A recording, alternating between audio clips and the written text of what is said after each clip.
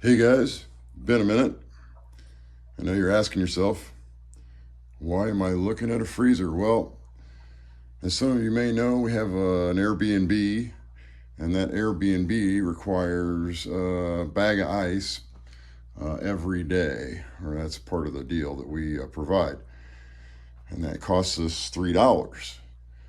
So, went scrolling through the old YouTube, came across a really neat channel actually called the Kelley's Country Life. Guy does a pretty lot of neat, interesting projects, kind of right up my alley. Cute little family too. Anyhow, he made a little homemade ice maker, so I thought I'd show you mine. Basically, it's a strong version of what he built. A couple ice maker kits, 4-inch fan there. These are Insignia brand ice maker kits. I bought them on eBay on clearance. They were $30 a piece, all in. So you can see we're already making ice down there. Temp's good.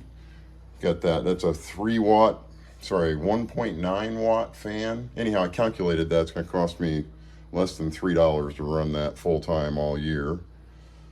The freezer says it costs $35 a year to run. So I think we're in the black here. This is the nuts and bolts of the assembly here. I suppose you could put that in a nice little enclosure, but I thought it was relatively clean, so we just left it. You have to have an airspace. I think it says 2 or maybe 3 inches behind it, all the way around it, because that's where it radiates the heat. So anyhow, you guys probably know that.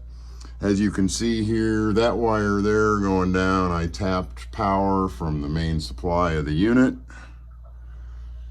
And it goes in to the unit there, to the ice maker, and then power comes out to feed the solenoid valves there. These are the water lines. That's all 1/4-inch compression, just like you'd use for any ice maker. It goes through the wall right there. I'll show you.